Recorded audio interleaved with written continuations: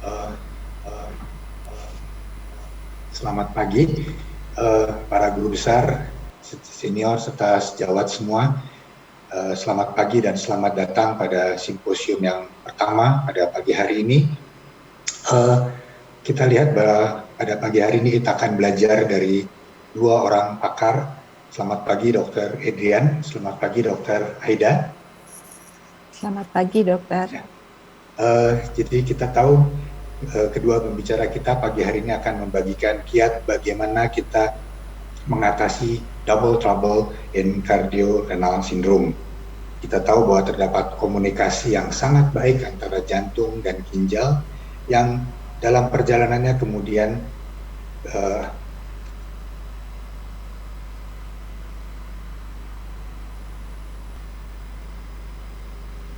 Edier Sulkarnain yang akan menyampaikan, akan menceritakan kepada kita bagaimana kita memulai mengatasi double trouble ini untuk mendapatkan dampak jangka pendek dan juga benefit jangka panjang.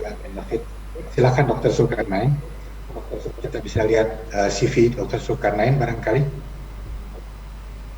dari panitia. Ini adalah CV Dr. Sulkarnain. Beliau menempuh pendidikan di Harapan Kita dan kemudian saat ini juga seperti kita dengar tadi menjadi ketua. Ya, silakan Dr. Sulkarnain. Oke, makasih banyak dok.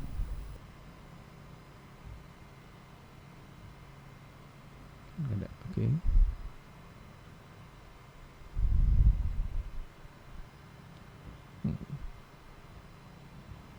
Oke, gagal jantung adalah penyebab kematian, tapi juga dia adalah penyebab hospitalisasi utama di dunia.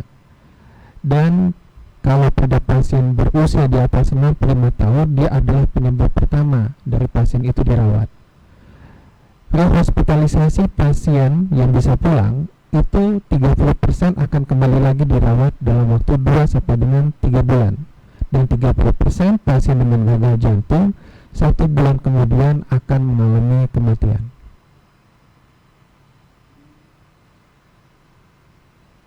Gagal jantung dari suatu studi registry di Chin Heart Failure Registry itu dari 10 pasien dengan gagal jantung itu 9 diantaranya itu masih simptomatik. Jadi pasien dengan fungsional kelas 2, 3, dan 4 itu 9 dari antaranya itu masih simptomatik. Dan hampir sepertiga pasien yang tidak ada simptom, jadi fungsional kelas 1 itu masih mengalami risiko untuk terjadinya hospitalisasi dan juga kematian karena kardiovaskular. Jadi kita bisa bayangkan pasien-pasien yang kita anggap sudah stabil, sepertiganya itu masih mengalami risiko, masih ada residual risk. Dan setiap pasien itu masuk untuk dirawat, dari mulai perawatan yang pertama itu dia akan mengalami survival turun 2,6 tahun, perawatan kedua turun 1,8 tahun, dan seterusnya. Jadi sebenarnya hospitalisasi terhadap gagal jantung ini merupakan PR penting untuk kita tanggulangi bersama. Dan gagal jantung dengan kaitannya dengan type 2 diabetes itu sangat erat. Jadi seperti saudara kembar. Jadi ada suatu studi kohort menyangkut hampir 2 juta pasien, itu angka gagal jantung itu mencapai 14%. Jadi baik gagal jantung maupun juga diabetes itu koeksis. Dan dari banyak studi untuk type 2 diabetes trial, prevalensi heart failure itu sekitar 10 sampai dengan 30%. Sedangkan untuk chronic heart failure trials, prevalensi diabetesnya itu lebih kurang 30%. Dan dari suatu registry di Shockwave Registry itu dari pasien yang asimptomatik dengan type 2 diabetes itu 68%-nya itu pasien mengalami disfungsi daripada left ventricle, apakah itu diastolik maupun itu sistolik. Dan ini bisa ditemukan 5 tahun setelah pasien itu terdiagnosis dengan type 2 diabetes. Dan dari studi yang lain menyakup lebih kurang 600 pasien yang asimptomatik diabetes itu ditemukan angka gagal jantung apakah itu preserve ataupun reduce itu lebih kurang 28%.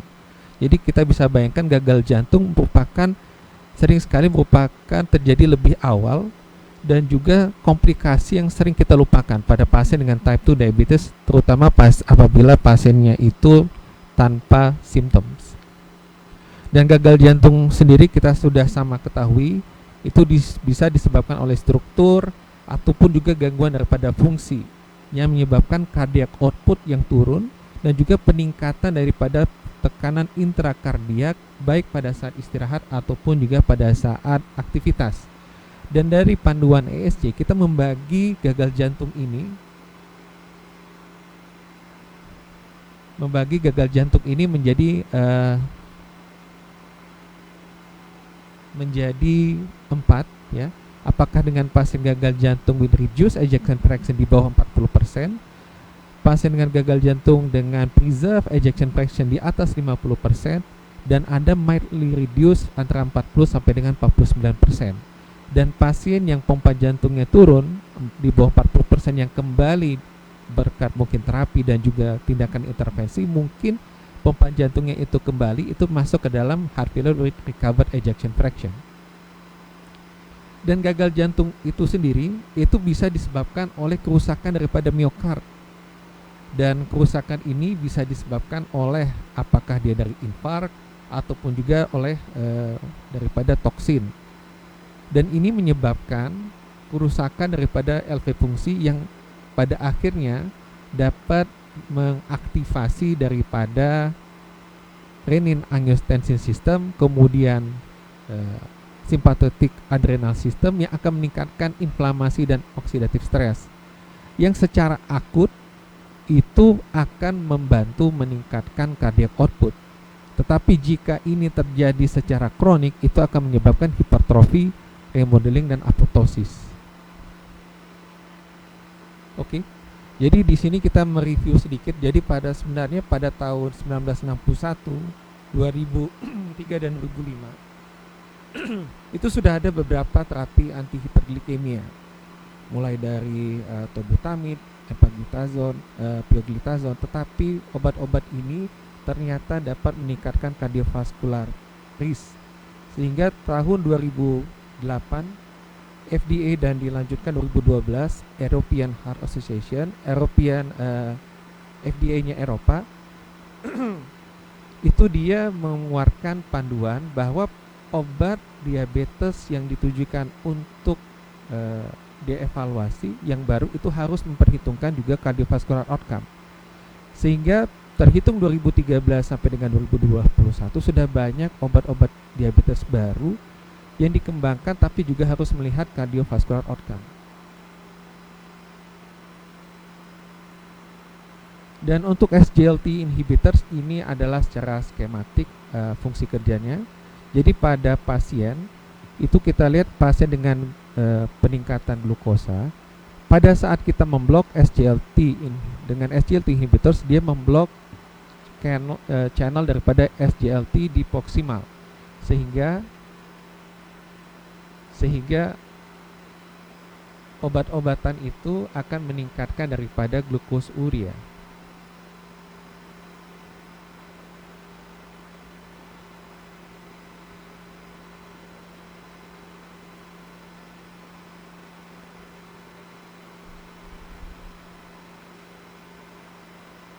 Oke. Dan dapagliflozin sebagai salah satu obat SGLT inhibitors yang besar, yang banyak penelitiannya, itu mengeluarkan banyak penelitian yang masuk ke dalam kelompok atau family daripada DAPA-CARE, baik mulai itu dari DECLARE study, DAPA Heart Failure study, DELIVER dan DAPA CKD. Mungkin nanti Dr. Aidia akan menjelaskan untuk DAPA CKD.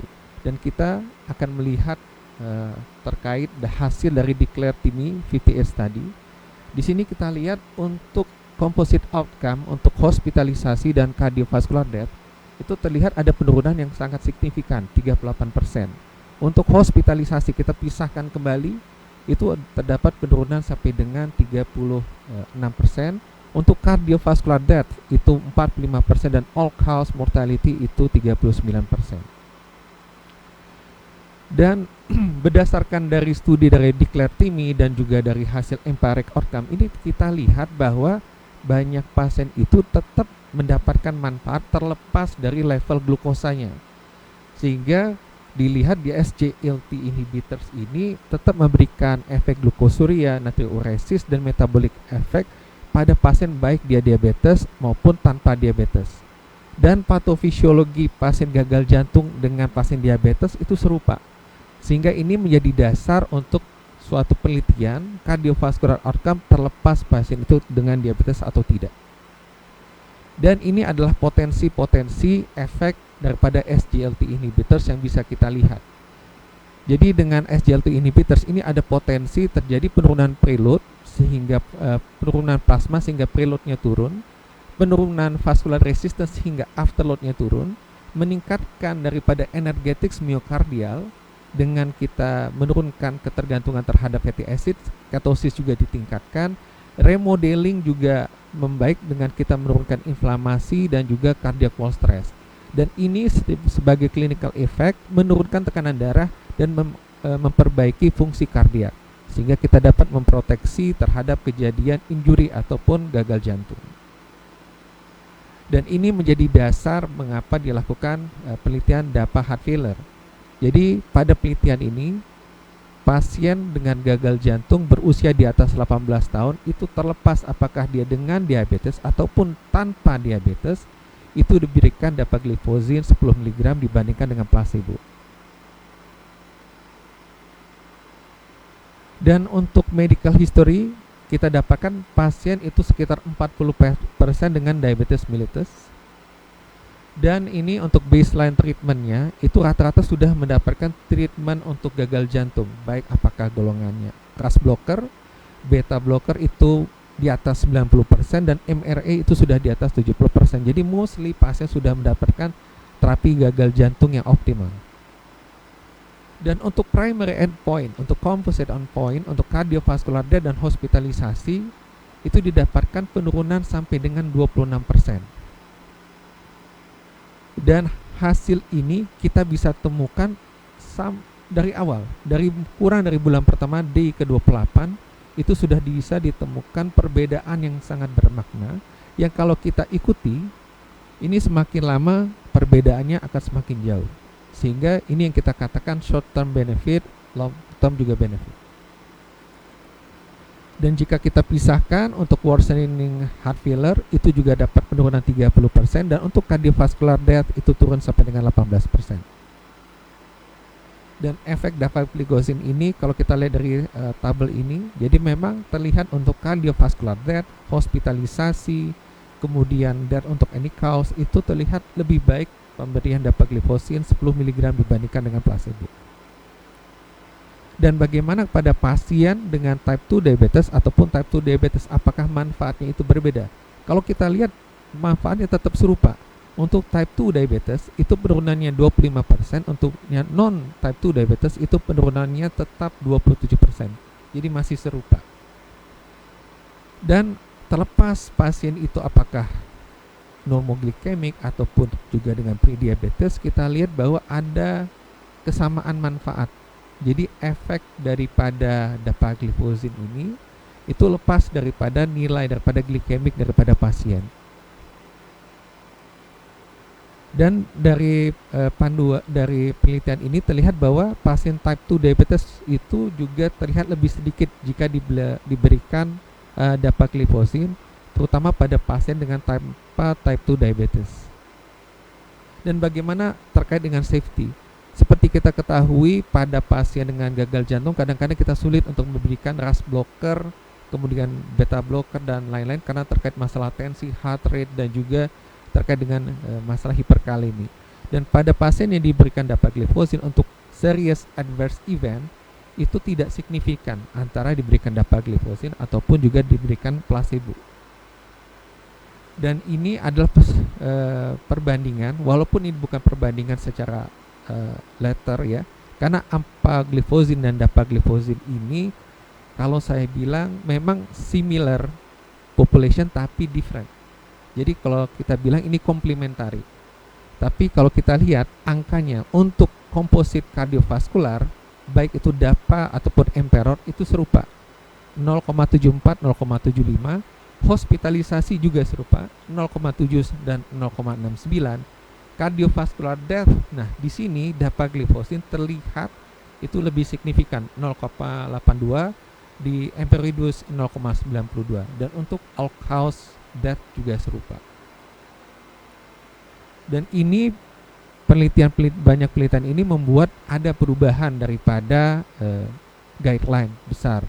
Di ESC itu terdapat perubahan dari 2016, di mana sebelumnya kita pendekatannya itu stepwise ya, tapi di ESC 2001 itu pendekatannya sudah langsung 4 pilar. Itu disarankan untuk treat pasien dengan gagal jantung. Jadi dari awal kita bisa memberikan golongannya RAS blocker, beta blocker, MRA, dan SGLT2 inhibitors. Dan dari panduan ini dikatakan bahwa dapagliflozin dan empagliflozin itu direkomendasikan untuk pasien dengan gagal jantung with reduced ejection fraction untuk menurunkan hospitalisasi karena gagal jantung ataupun juga kematian. Dan sebagai kesimpulan, SGLT inhibitors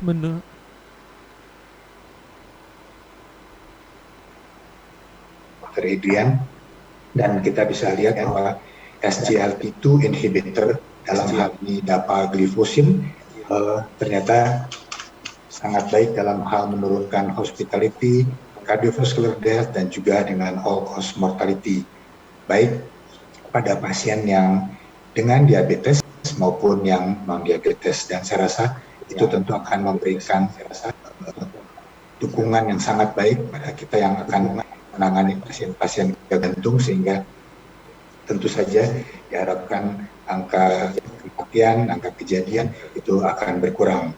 Dan berikutnya kita akan melihat bagaimana peran SGLT2 inhibitor pada ginjal. Seperti tadi disampaikan di awal bahwa ada komunikasi yang sangat baik antara ginjal dan jantung, sehingga salah satu terganggu, keduanya juga ikut terganggu.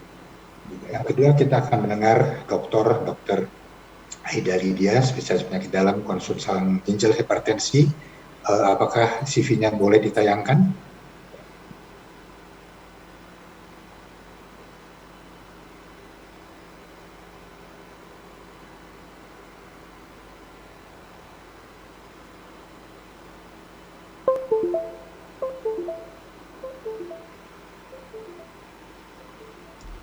Baik, kita bisa melihat bersama-sama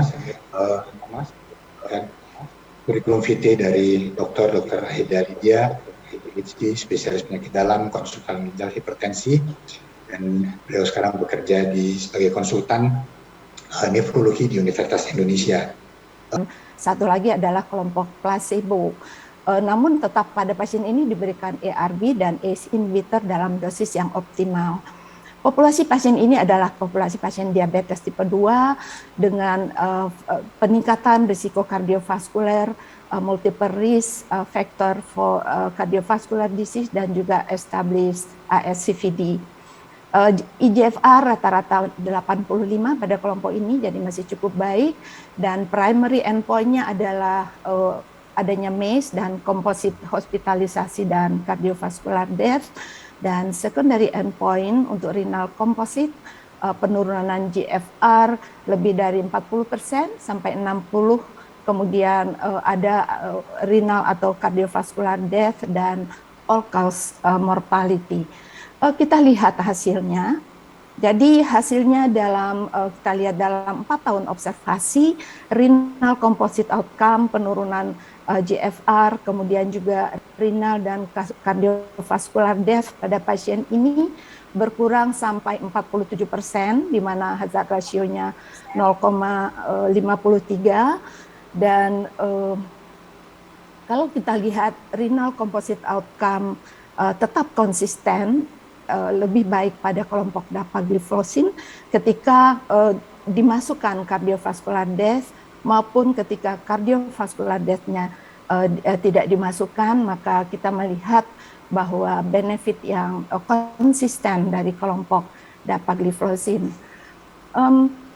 Slide ini menunjukkan bahwa benefit dari SGLT2 inhibitor dapagliflozin didapat juga secara konsisten pada berbagai rentang GFR. Kita lihat di sini GFR lebih dari 90, 60 sampai 90 dan kurang dari 60 memberikan manfaat yang konsisten. Kemudian juga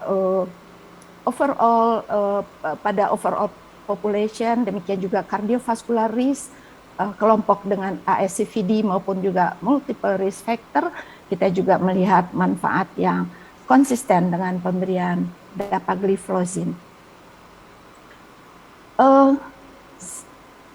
Selanjutnya ada studi DAPA-CKD, ini juga studi yang sangat baik ya, didesain sebetulnya untuk, mohon maaf ini sensitif sekali, didesain untuk menilai efek dapagliflozin terhadap renal dan kardiovaskular event pada spektrum CKD yang sudah lebih lanjut, yaitu GFR-nya antara 25 sampai 75, jadi lebih fungsi ginjal lebih jelek, dan juga melibatkan pasien diabetes dan juga pasien non-diabetes.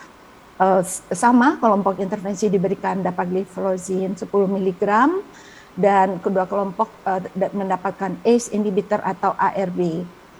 Primary outcome kita bisa lihat di sini adalah komposit penurunan GFR lebih dari 50%, end-stage kidney disease atau renal atau cardiovascular death, dan secondary outcome adalah komposit penurunan GFR menetap lebih dari 50%, komposit cardiovascular, hospitalized heart failure, dan juga all-cause mortality.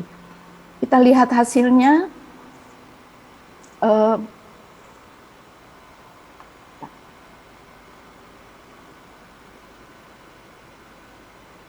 Kita lihat hasilnya di sini bahwa terdapat penurunan yang sangat signifikan, mencapai 39%, hazard ratio 0,61 dari primary composite outcome pada kelompok pasien yang mendapatkan dapagliflozin dibandingkan dengan kelompok placebo. Di samping itu, pada kelompok DAPA juga menunjukkan penurunan risiko pada secondary outcome-nya. Kita lihat termasuk composite cardiovascular death, hospitalized heart failure, dan all-cause mortality. Kita lihat semuanya jauh lebih baik pada kelompok yang mendapatkan dapagliflozin.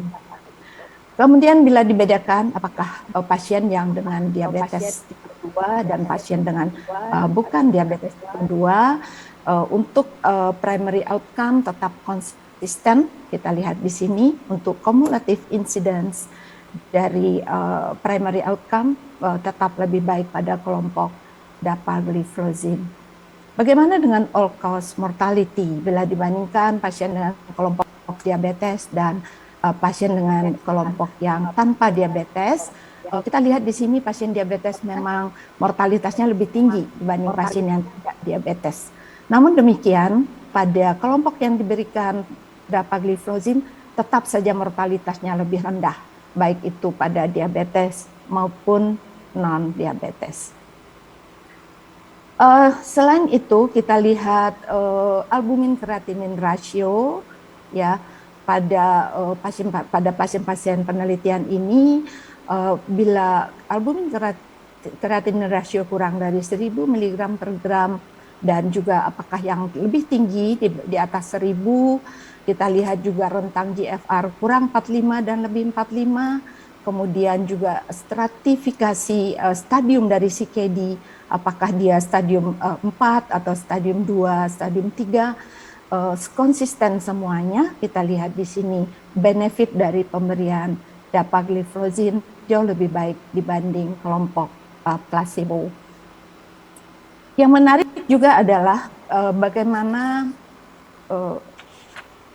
bila dilakukan pool analysis terhadap pasien-pasien kelompok yang new onset diabetes pada DAPA-CKD trial ini, di mana pasien-pasien ini saat baseline-nya belum mendapatkan diabetes kemudian diikuti, maka terjadi penurunan risiko new onset diabetes sampai mencapai 33%, pada kelompok pasien-pasien yang mendapatkan dapagliflozin.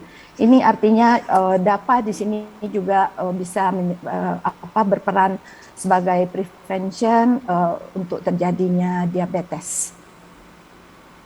Bagaimana dengan safety? Tadi Dr. Adrian sudah menyampaikan tidak jauh berbeda pada penelitian DAPA CKD, juga dapagliflozin dapat ditoleransi dengan baik dengan adverse event yang sangat sedikit.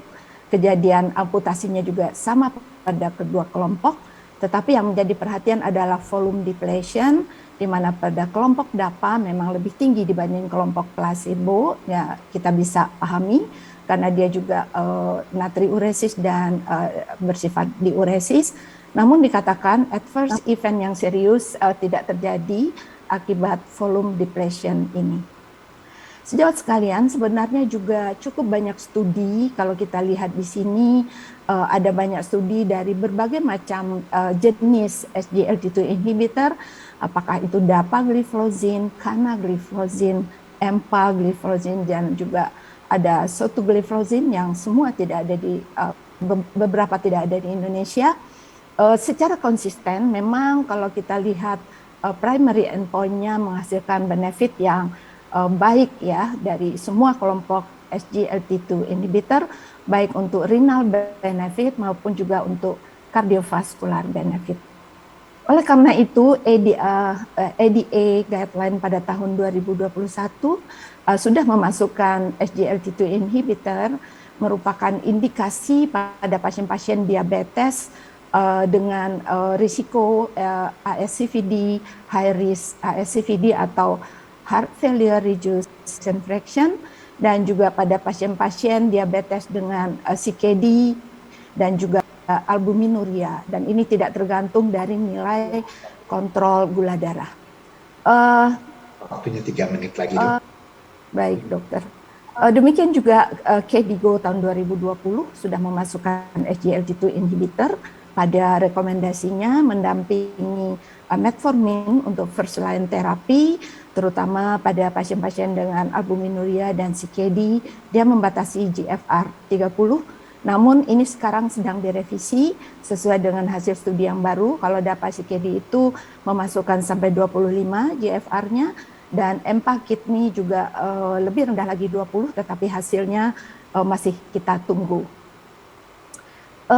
Asia Pacific Society of Nephrology juga tidak mau ketinggalan memasukkan SGLT2 inhibitor dalam guideline-nya, di mana indikasinya adalah pada pasien walaupun GFR-nya baik tetapi ada albuminuria, itu sudah indikasi diberikan SGLT2 inhibitor, tentu di samping ACE inhibitor dan ARB ya yang first line-nya. Kemudian juga pada pasien-pasien dengan heart failure dan juga pada pasien-pasien dengan indikasi yang lainnya, dan yang penting juga adalah pada pasien-pasien tetap dipertimbangkan bila GFR turun dari 30, di mana metformin tidak direkomendasikan untuk pasien diabetes, tetapi kita bisa memberikan obat-obat lain. Kedepannya SGLT2 inhibitor ini akan mempunyai tempat yang bisa kita manfaatkan dengan kemudian rekomendasi baru GFR yang lebih rendah untuk SGLT2 inhibitor.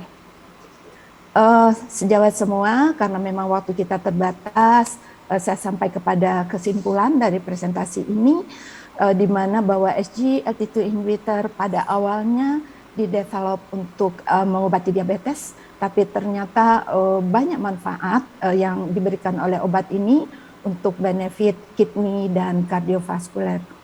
SGLT2 inhibitor secara signifikan memperbaiki renal outcome, ya, menurunkan progresivitas fungsi ginjal dan juga memperbaiki albuminuria. Dan untuk kardiovaskular benefit tadi sudah disampaikan Dr. Adrian. Di samping itu, SGLT2 inhibitor dapagliflozin juga menurunkan relative risk new onset diabetes pada pasien-pasien yang tidak ada diabetes pada saat baseline dari penelitian. Dan kita mengetahui saat ini banyak guideline internasional dan juga lokal yang merekomendasikan penggunaan SGLT2 inhibitor ini beyond glycemic control untuk cardiorenal benefit. Demikian, terima kasih untuk perhatiannya. Assalamualaikum warahmatullahi wabarakatuh. Terima kasih Dr. Aida. Kita sudah belajar sangat banyak. Terima kasih untuk pemaparannya yang sangat jelas. Jadi dari Dr. Aida, dari point of view nephrologist, barangkali kita bisa melihat bahwa SGLT2 inhibitor dalam hal ini DAPA tetap memberikan manfaat pada berbagai pasien-pasien dengan rentang GFR yang cukup luas ya dok ya. Dan ternyata juga memberikan manfaat walaupun bukan pada pasien diabetes terkait dengan mortality. Baik, kita mempunyai sangat sedikit waktu sebetulnya untuk berdiskusi karena kita akan mengikuti acara pada pukul 10. Tetapi saya rasa kita harus sedikit mengisi pertanyaan ini. Yang pertama barangkali baik dari Dr. Adrian maupun dari Dr. Aida, apakah ada penyesuaian dosis diuretik untuk mengurangi risiko worsening renal function pada pasien yang akan mendapatkan SGLT2 inhibitor? Barangkali dari Dr. Aida dulu. Terima kasih Dr. Erwan untuk pertanyaannya.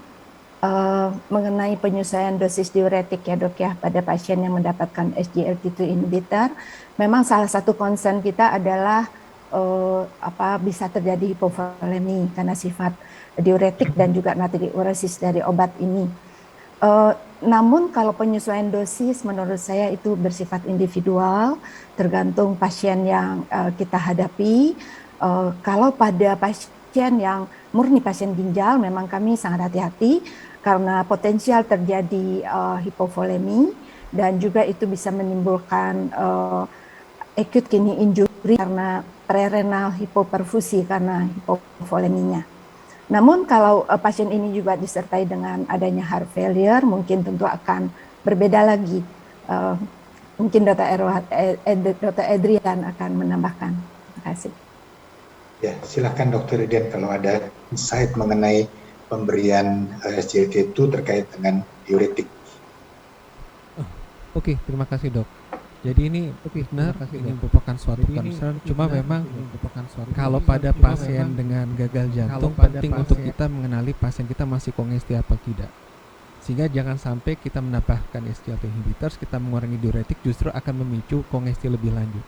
Jadi kenali pasien kita, kemudian mungkin kalau memang pasiennya itu kita ada kekhawatiran, kita ngeceknya atau evaluasinya lebih dekat, lebih cepat. Sehingga kita bisa menentukan apakah pasien ini mendapatkan benefit atau tidak. Dan dari seperti yang sudah dijelaskan Dr. Aidia bahwa pasien yang mendapatkan SGLT2 itu pada awalnya tuh kan memang eGFR-nya akan turun, tetapi akan kembali. Jadi kita juga jangan serta-merta menghentikan karena benefitnya mungkin masih ada cuma belum terlihat saja. Terima kasih dok. Baik, kan saya mau bertanya kepada Dr. Aida, kalau GFR-nya turun sampai berapa lama atau sampai angka berapa atau penurunan berapa persen kita bisa mentolerir sehingga pasien tidak kemudian menyalahkan tuh gara-gara dokter nih jadi GFR saya turun terus, gimana dok? Baik dok, memang belum ada kesepakatan ya dok berapa persen. Kalau pada ACE inhibitor atau ARB kita sepakat itu 25%. Tetapi pada SGLT2 inhibitor belum ada kesepakatan, tapi mungkin kira-kira sama dok. Dan penurunan ini terjadi pada minggu-minggu pertama, dikatakan maksimal sampai minggu keempat. Namun kemudian seterusnya seperti juga pemberian ACE dan ARB akan banyak benefitnya karena menjadi stabil GFR-nya. Namun kalau penurunannya ternyata sangat besar, mungkin lebih dari 25% atau 30%, mungkin kita stop dulu, barangkali begitu dok. Terutama kalau dia bersamaan dengan ARB atau ACE inhibitor ya dok, penurunannya bisa lebih banyak ya. Terima kasih dok. Baik, karena waktu juga kita harus mengakhiri pembicaraan kita yang sebetulnya sangat menarik dan ada masih banyak sekali pertanyaan-pertanyaan yang belum sempat terjawab. Tapi setidaknya pagi hari ini kita sudah belajar dari kedua pakar bagaimana kita mencoba mengatasi double trouble dari cardiorenal syndrome. Kita bisa memperbaiki fungsional kelas, fungsi jantung, kita bisa menurunkan mortality, morbidity, juga angka kekerapan karena perawatan karena gagal jantung. Dan dengan pemberian SGLT2 inhibitor dalam hal ini DAPA, kita juga melihat bahwa perbaikan fungsi ginjal tentu akan sangat membantu mendapatkan cardiovascular outcome yang baik. Saya rasa kita perlu berterima kasih kepada dua pembicara pada pagi hari ini, Dr. Adrian Zulkarnain dan Dr. Aidia Lydia, spesialis penyakit dalam, konsulan ginjal hipertensi, untuk paparannya yang sangat menarik dan sangat informatif. Terima kasih banyak, Dok. Sampai jumpa lagi. Saya kembalikan ke MC. Selamat pagi. Terima kasih, dokter. Terima kasih.